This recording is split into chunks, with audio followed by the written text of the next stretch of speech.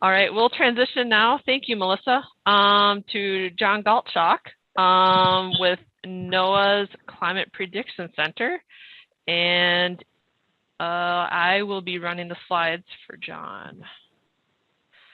And so he will be talking about how Climate Prediction Center, a CPC, produces their outlooks, their process, and how you can use these in your neck of the woods. So thanks, John. Oh, you're very welcome, Laura. I just want to confirm you can hear me okay? Yeah, we can hear you and see you. Great, great. So I want to first thank the organizing committee, Laura, of course, as well as Dennis and others on the organizing committee, and Kathy for helping me with the slides. At NOAA, it would be a security violation, and we don't want that. So I'm having her take care of that for me, so I appreciate that.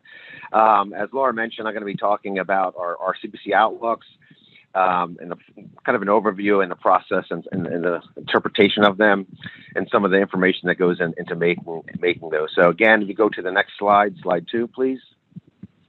Quickly, the overview will be, as I mentioned, the outline will be an overview of the release schedule of the outlooks, interpretation of those.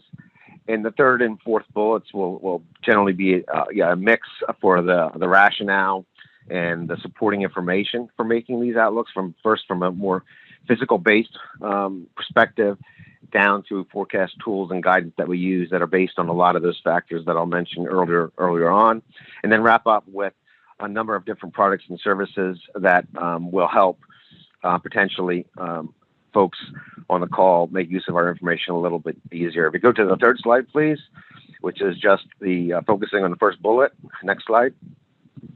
So just before I go into that, just real quick, I'm not sure if everyone's familiar with CPC or the Climate Prediction Center. Our mission is very much real time. We deliver real time products and information that predict but also describe climate variations. Our focus is on the short term with respect to climate, on timescales from weeks out to about a year, as opposed to longer term climate projections, for example, that have been talked about earlier this morning, in order for decision makers and stakeholders to be most informed about what potential climate risks or climate resilient information that may help them with their jobs and decision making. And what's just shown there on the screen is some example products that we have. We have both a domestic and an international presence.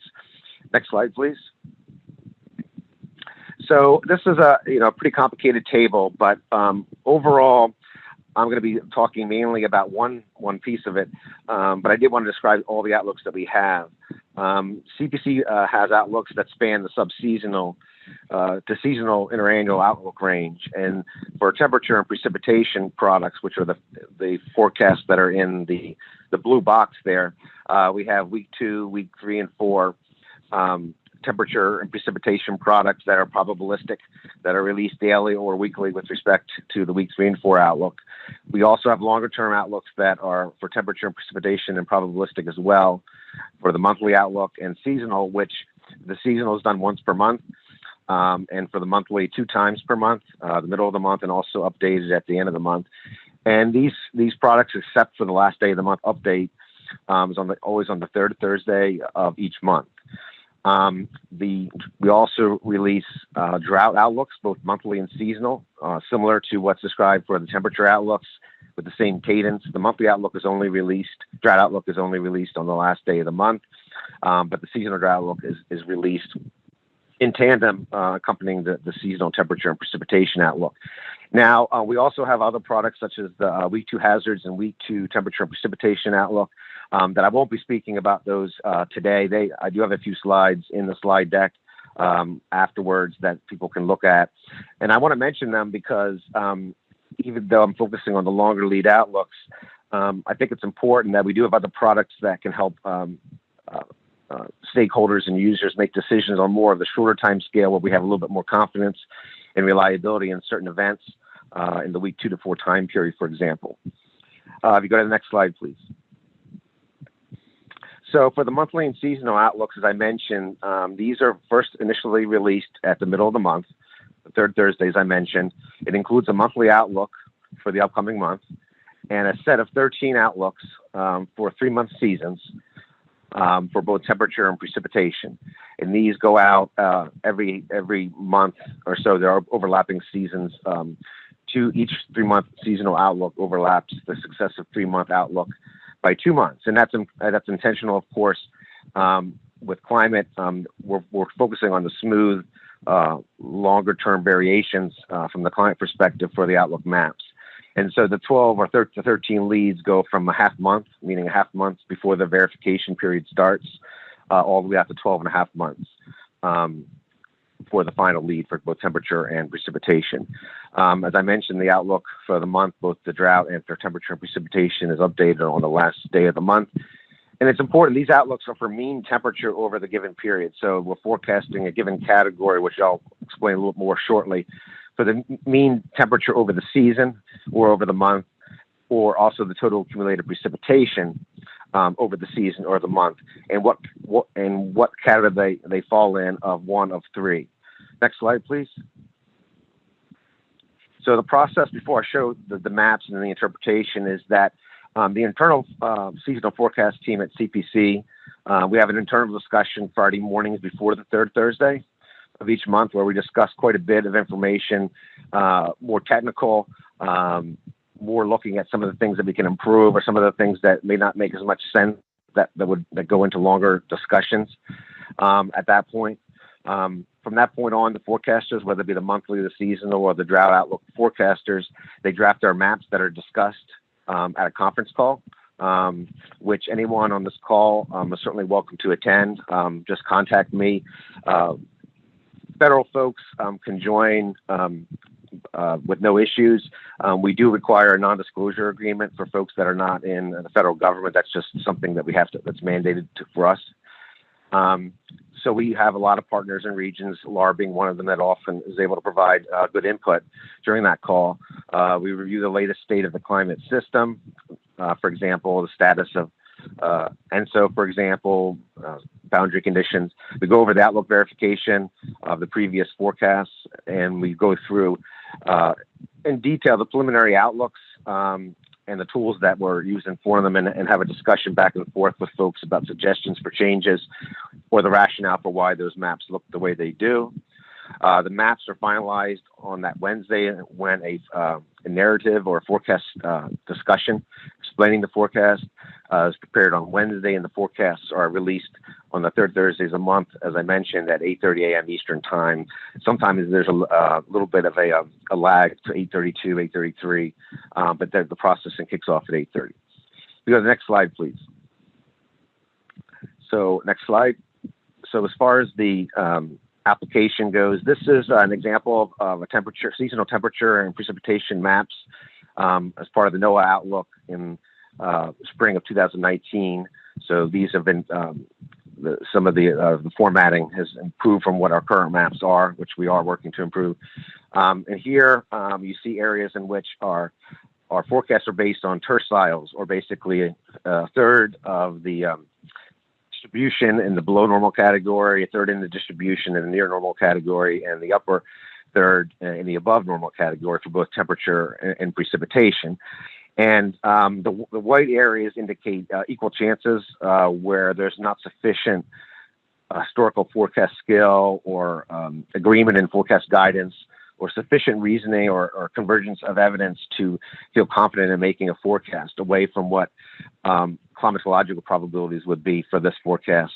And in a 3-class system, it would be 33% chance for either of the 3 categories, below, near normal, or above normal.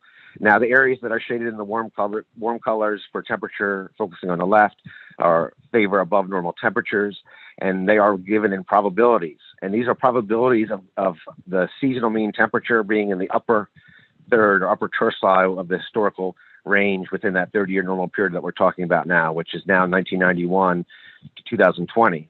So that's very important to note. These are probabilities of falling into that category. The darker shades does not say anything about how much above normal those areas would be. Darker shades don't mean that you're going to be more above normal than, say, some of the lighter shades, and equivalently for the blue colors, or the blue shading there in the middle. This is just probabilities for that category.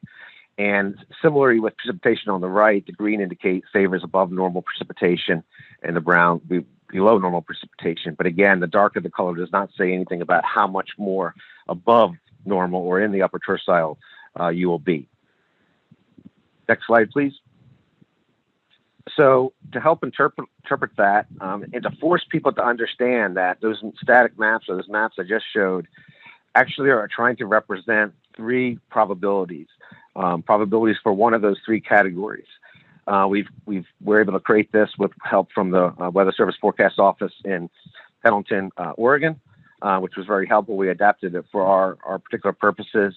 And for example, the pie charts on the left force people to understand and to reconcile the fact that just a color of orange or red does not mean it's 100% probability of being above normal, and vice versa for the blue shades. If you were to click, for example, in that area with the black arrow to the left, you can see what the actual probabilities are in the forecast. There's a significant tilt towards above normal, of course, from the climatological value of 33%.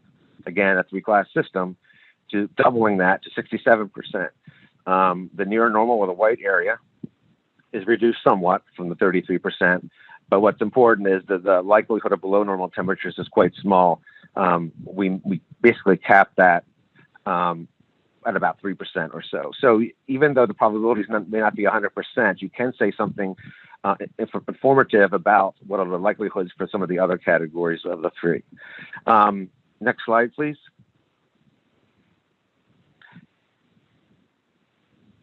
And so just quick as an example for the blue area, to help with that, you can see the blue portion of the pie chart expands from the 33% to 45.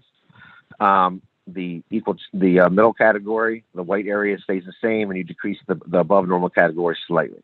Next slide, please.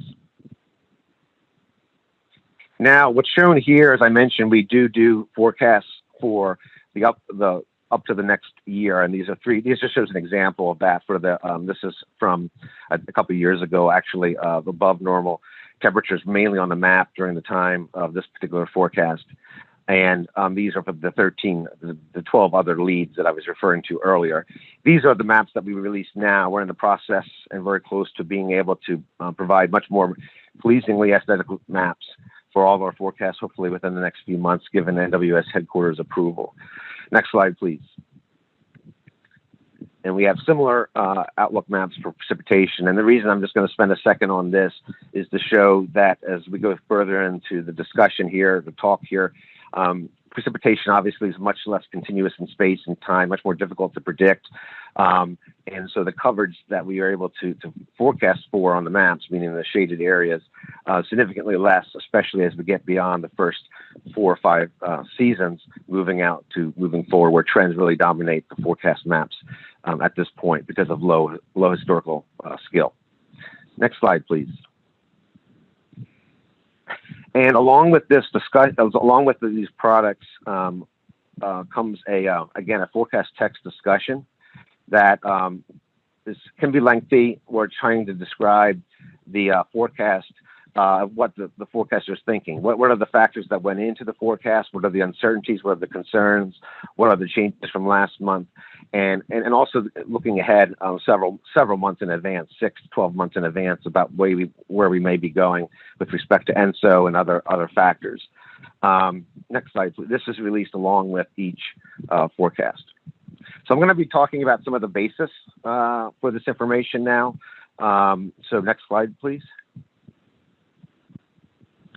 So there's a lot of factors that go into the outlooks. Sometimes it may not look that way, but they can be very, there's a lot of information that we do utilize and review before the outlooks are produced. For example, from a more physical point of view, generally persistent or reoccurring atmospheric circulation patterns can produce anomalies that can be significant and persist, as noted there, based on sometimes the initial state of the climate system, but more frequently related to boundary conditions, meaning soil moisture anomalies, snow cover anomalies, sea surface temperature anomalies near the coast or out in certain key areas, for example. And one of those everyone is quite familiar with, the ENSO cycle, El Nino or La Nina phases, or ENSO neutral. where the equatorial sea surface temperatures and the response of tropical convection or tropical rainfall changes the atmospheric circulation patterns in the Pacific often and across North America as well.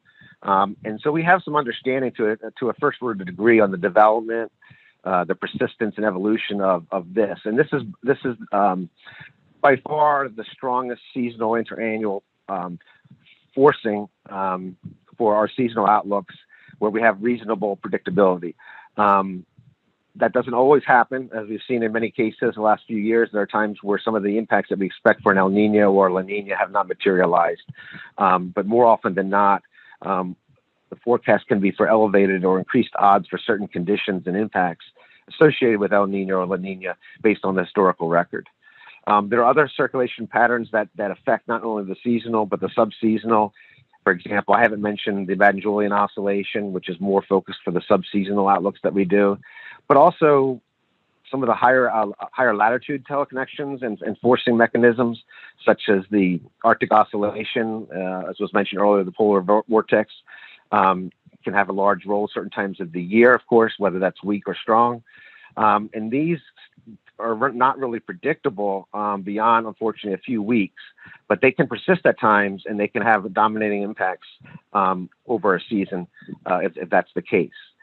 We also know that during certain times of the year, stratospheric warmings in the stratosphere can play a large role in changing these patterns on the subseasonal that can even, in fact, the seasonal outlook when the totals of temperature and precipitation are integrated over that monthly forecast. And another thing that's important, which we'll talk about, that's been already alluded to quite a bit today, is we can make use of decadal trends, decadal variability and trends in our forecast, even though they're short term as well. And I'll explain that a little bit later. Next slide, please. So I don't think I need to spend much time on this, but I did want to show a couple examples of what I was referring to with physical modes of variability or physical types of variability. What's shown here is in the top and then in the bottom is a ocean surface temperature map during a La Nina event and during an El Nino event. And what's important there is that you see cooler temperatures along the equatorial Pacific and then warmer temperatures on the bottom plot. And as I mentioned, these patterns in sea surface temperatures are critical because they change the tropical rainfall patterns and they change the circulation. They change the locations and the strength of the Walker circulation along the tropics vertically into the atmosphere. And with that being the case, and also with increased outflow from tropical rainfall, they change the circulation patterns, the jet streams, how strong they are, where their orientation is, the storm tracks, and therefore those things impact temperature and precipitation patterns that you see there on the right, which are schematics. They're schematics of typical impacts between El Nino, which is the one on the top, and La Nina on the bottom, for example. And these also can increase the likelihood of elevated chances for more extreme events as well. For example, certain events during El Nino, heavy precipitation events can occur, more ice storms in some areas because of generally warmer conditions across much of the continent, things like that. We go to the next slide, please. This is just a typical forecast for the evolution of ENSO. And as I said, we have a reasonable first order ability to provide lead time for the ENSO evolution, meaning the phase that we'll be in and when that will occur. It's not always the case, but to first order, the scale is reasonable there for the most part. And this is an example forecast actually from early May, where the blue bars are the probabilities for La Nina, the gray bars for the probability for the neutral category, and the red for El Nino. And you can see in this particular example right now, favoring slight over 50% probability for La Nina as we get into the later autumn months. But what's probably most important really is the very low odds for El Nino during that period overall. Next slide, please. As I mentioned, these are examples of boundary conditions that have some memory in the climate system. Obviously, I think everyone's very much aware in the north central part of the country, the importance of soil moisture, whether either side, whether dry or wet. Wet, like in 2019, and increasingly dry in some of the northern plains right now. and of course across much of the West. Snow cover anomalies are important in that they're eventually will affect the melt out and eventual soil moisture conditions as well. And also during certain periods with a lack of snow cover, like we had in many areas in the northern plains this year, it can also increase temperatures as well, potentially depending on the areas. And also on the right there, local SSTs. So you have the longer term remote teleconnection from the Pacific, but often you can have local sea surface temperatures along various coasts, whether it be the Pacific or Alaska, that can have a very strong signal on what the eventual temperature and precipitation patterns will be in near coastal areas. Next slide, please. So moving to some of the tools that make use of some of this information, if you can go to the next slide. What I described previously are more factors in the climate system, as I mentioned, that serves kind of as a background, like a base state in which to utilize the information that I'm going to describe that follows. And so, for example, if we know that we're in a strong El Nino or a strong La Nina, we know in many ways, through whether it be simple composite analysis or more statistical guidance tools and so on, to first order what those impacts may be, given the historical observational record. But we do have other information, other relationships that we can utilize that can be developed into statistical or hybrid type forecast tools, which are based on observational data or merged observational and dynamical model data, for example, using some statistical algorithms, things like that, that we can use for predicting temperature and precipitation that may not necessarily have a acronym to it, like ENSO or MJO or AO, things like that. There could be certain patterns that have lags, and those relationships can be trained and cross-validated, if you will, meaning making sure the validation or the verification is appropriate or consistent when moved to a real-time application that we can make use of, whether that be sea level pressure and temperature relationships, sea level pressure and precipitation relationships over various parts of the globe. A third point to make is that we have a number of these, and so we objectively consolidate these based on historical forecast skill, so that the forecaster has a starting point for the outlook map. And we certainly are able to adjust these maps to our own more subjective understanding of various things if that's necessary. Sometimes we don't do that very much. Sometimes we do it considerably depending on the situation. But it provides a good way for the forecaster to have the information boiled down into a usable format just to start with. And the final thing is that dynamical model forecasts really have increased a lot in the last 5 to 10 years. One of the suites that we use is the North American Multimodel Ensemble, and they play a larger role. They have their deficiencies like all tools, statistical as well, but we do make use of that as well. Next slide, please. So I'm not going to go through the details of each one of these methods. This slide is mainly just to show two things. One, the bottom row of figures are empirical or statistical type tools, again, based on various relationships between locations and variables from the past to the forecast predictor for temperature or precipitation in this case. And the top row is a consolidation or a combination of those statistical tools. The top row middle plot is the dynamical model combination of all the models, which I'll show an example in a second. And then the final one on the upper right is a combination of all of those things. And these are all based on historical forecast skill, the weights, meaning how much each forecast tool contributes to the final product, the final probabilities or the final anomalies.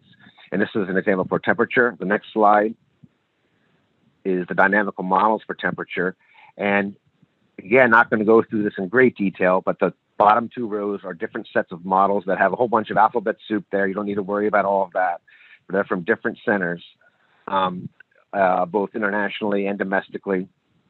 And they produce forecasts of temperature, for example, from those six different models. The top row are combinations of those in different formats. The upper left is simply an equal average of the North American multi-model ensemble, 7 models that are shown there in the anomaly. So simply departures from normal. The middle plot we make available and utilize, which is the probabilistic forecast, which is bias corrected based on the reforecast data, or historical forecasts that we use and able to remove systematic error, let's say, or bias. And then the next one is we calibrate the forecast, which is the method to make the forecast probabilities that are shown there, that are shown in the middle plot, reliable, based on historical skill. And so you can see the probabilities decrease in some areas quite a bit. Spatial patterns don't change too much, but the probabilities do become much more realistic. Next slide, please. So this is just a similar example that I showed with temperature, but for precipitation. Similar process, statistical tools on the bottom. Upper row is a combination, NMME, and a final combination, similar to the temperature map, just for precipitation. Next slide, please. This is the dynamical model guidance that I showed for temperature, but again, just for the variable precipitation. You can see the note to make here is much more variable nature of the precipitation patterns, whether it be dry or wet, and less coverage. This is one reason, not only the statistical tools on the previous slide, but on this slide, that our forecast maps also suffer from that. Forecasting precipitation on monthly and seasonal time scales, basically on any time scales, is very difficult because it's so highly variable in space and time and impacted by so many different factors. And so in this particular case, again, shows the anomalies, generally dry across much of the West from this particular forecast for May. The calibrated probability, the probabilities of bias corrected there, again, in the middle plot, generally favoring wetter conditions at modest probabilities for Alaska, but dry across much of the West. And then again, the calibration of that, you can see you lose a lot more of that coverage of anomalies because the skill is low. Next slide, please. So getting to trends, we've talked a lot about the new normals and trends, and so I wanted to touch on that. We certainly make use of that as well, even though our forecasts are 1 year or less.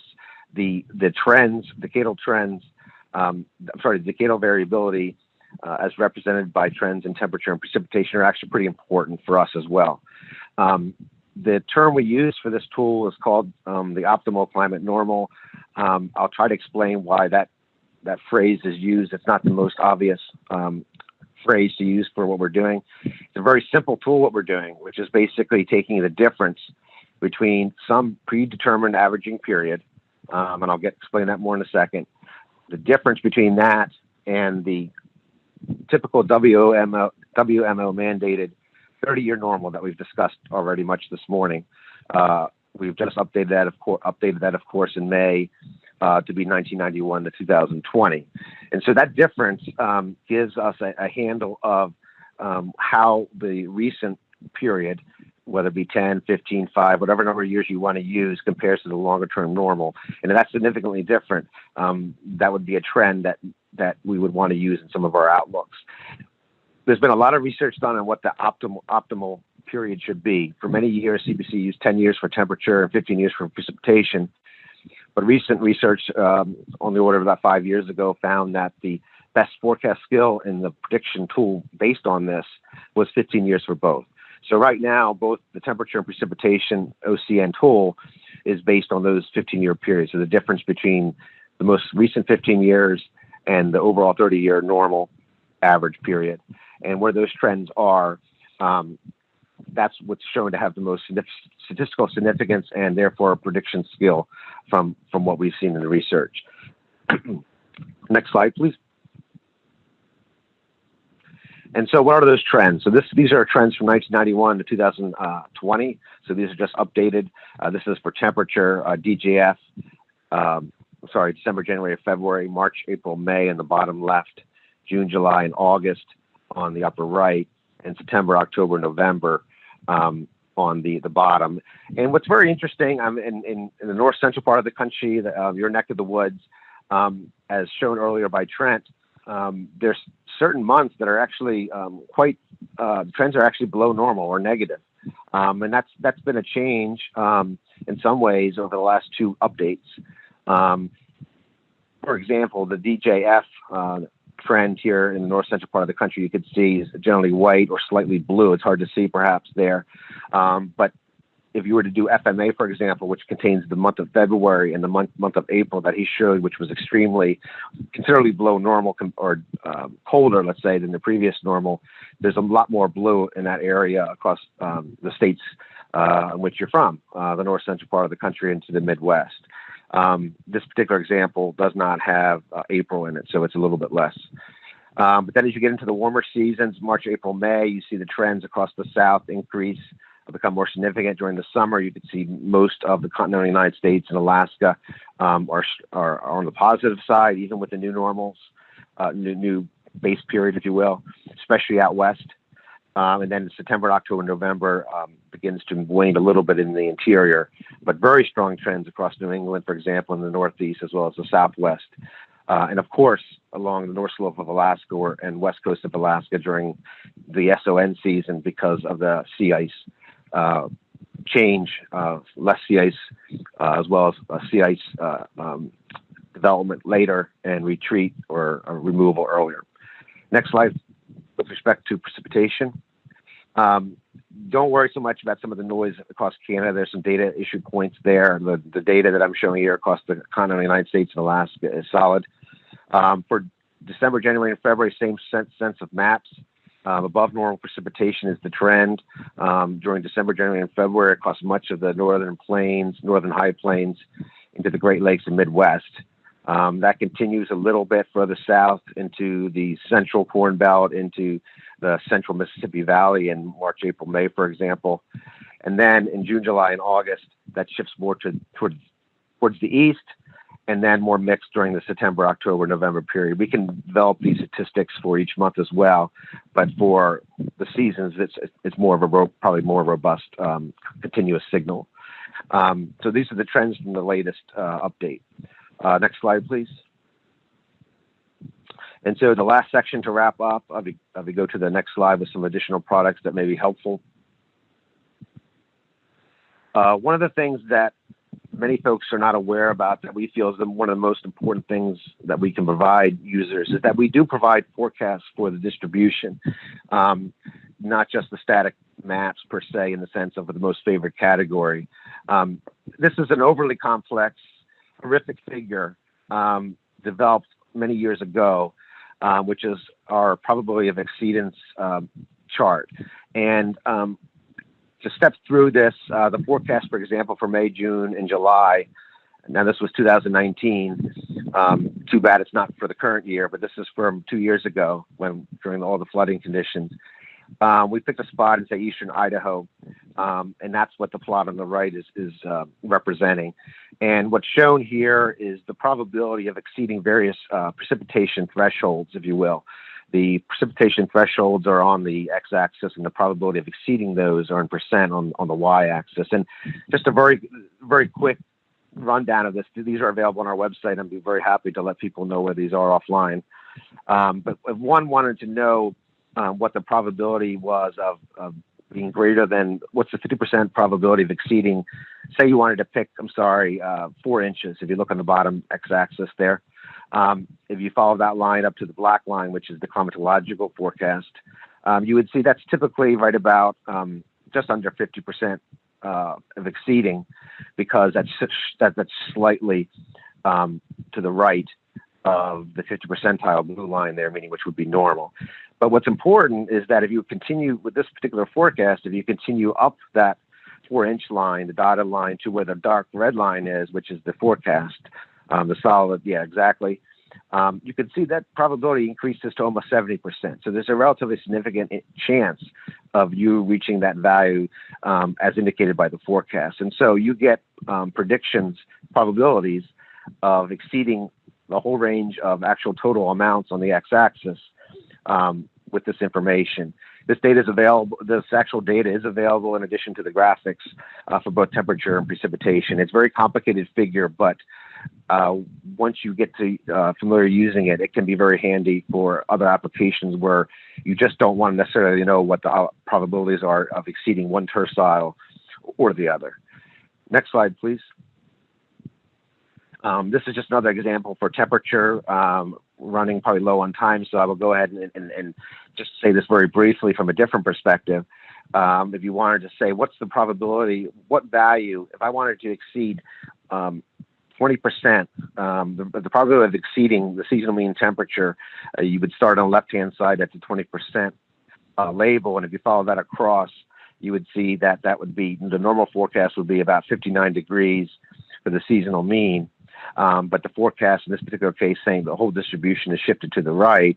So therefore, the 20% probability, you only have a 20% probability of exceeding, in this particular case, on the order of a little bit over 60 degrees. So that doesn't sound much, but in the seasonal 3-month average, that is substantial.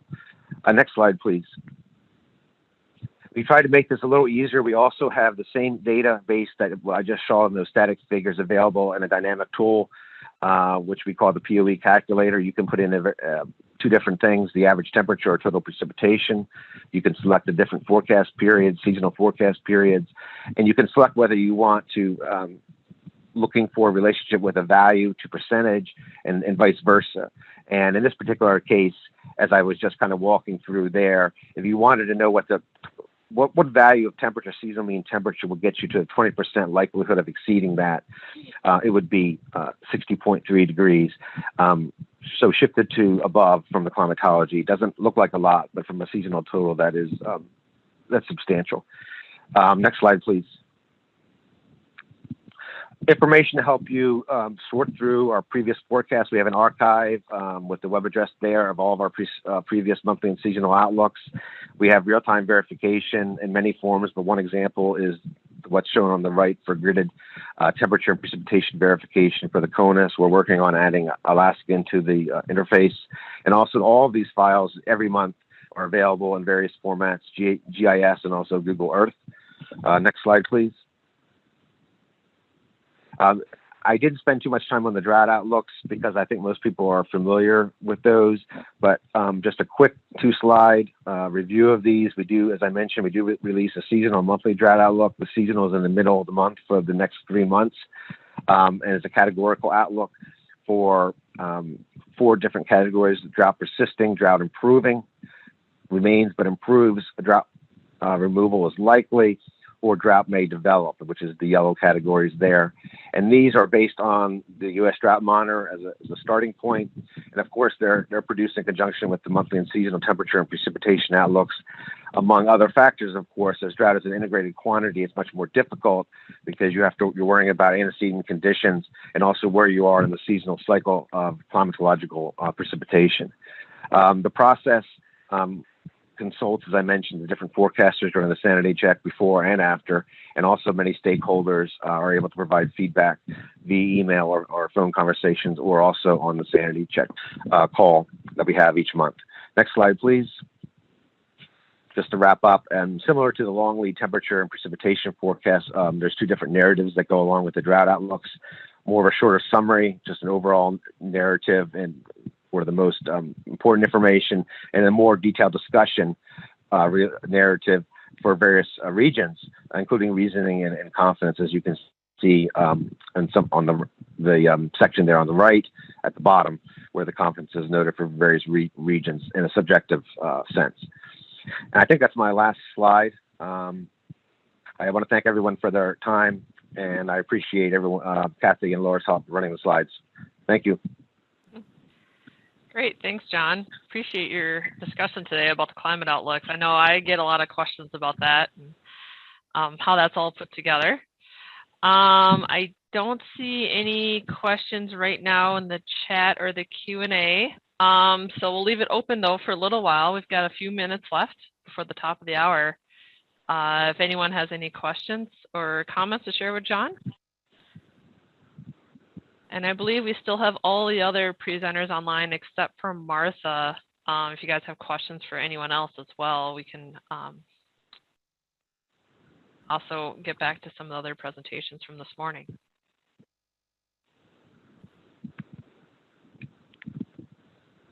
I think everyone wants lunch. I understand.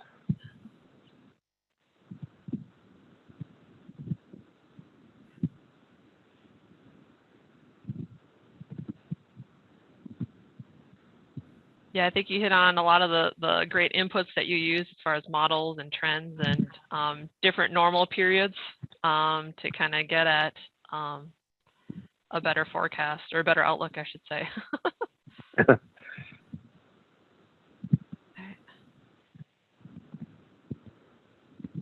Oh, sure. Someone just commented there's a lot of information here, so they'll be looking back at your slides as well. Okay, great. After the fact. So I will stop sharing your slides here, John. Hans or Kathy, anybody else have anything to share to wrap out for today's session? I'd really like to thank you all for listening in today.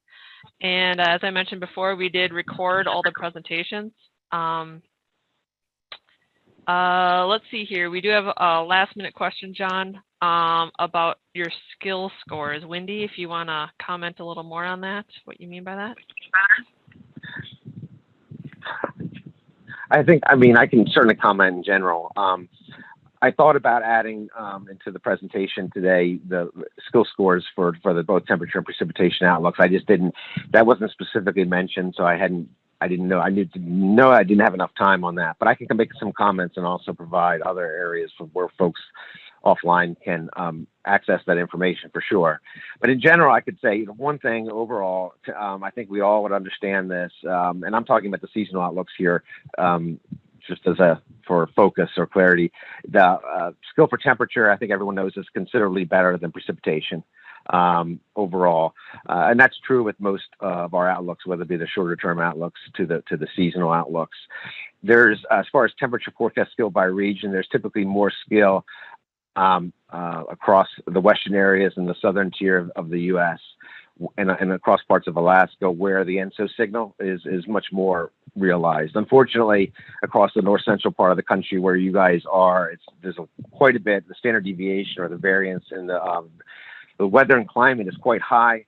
And so the ENSO signal very often, there are certain years where that works out, other years it doesn't. So the skill overall historically is lower in the Midwest, for example, the Great Lakes and those areas, unfortunately.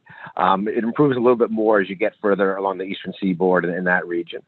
With respect to precipitation, again, it's very similar, actually. In many ways, the ENSO signal for precipitation is best typically along the southern tier of the U.S., parts of the Ohio Valley into the Midwest, and also across the Northern Rockies and the Pacific Northwest. And again, and that's a lot to do with the ENSO cycle, because for the seasonal forecast, often, and this happened this year and a previous year, a lot of the subseasonal variability, for example, MJO and other things, like, for example, this year, the NAO was quite strong and persistently negative. And so the ENSO signal or drier conditions along the southern tier of the U.S., for example, didn't really materialize. It was very mixed, and actually became very wet towards the end, because the storm track was shifted south. And so these subseasonal, this variability within the season, when you don't have a strong necessary La Nina or El Nino, can actually trump any signal for that low frequency. It can actually dominate the signal depending on the situation. The MJO can also do that. Stratospheric warmings can also do that. We saw what happened in February. Our forecast for December, January, and February was actually pretty good until mid and late February. And the anomalies were so strong with the push of cold air from Canada to areas that record temperatures for sustained amounts of time, it completely changes the signal of the verification, end up being near to below normal in many of these areas. And that was the last 3 weeks of a 3-month forecast. So that's frustrating in that, but that's the name of the game. And that's how unfortunately that happens sometimes when variations within the season are strong. Great, thanks, John. Yeah, there's a lot of variables when you're talking a 3-month seasonal time frame. I believe there's a website, John, where you have your skill scores posted. I don't know if you can share that either in the chat with all attendees. That was Wendy's other question there. Yeah, I can do that. Let me see. And Wendy, I know how to find you. I can send that to you directly too if we run out of time. For tomorrow, day 2 of 3, we will have our keynote speaker, Dr. Marshall Shepard, right away at 9 o'clock Central. And then following him, a couple of folks talking about community climate risk and planning. So looking forward to you joining us tomorrow. And thanks again to the panelists and attendees today. We'll wrap up the session for today. Thanks, guys. And John put in the chat there the link to the skill scores where you can find that in the chat. And I'll also send it to you, Laura, in case people didn't get it here, because there's a few other pages too. So. Okay. Okay. Great. Thank you, everyone. See you tomorrow. Bye-bye.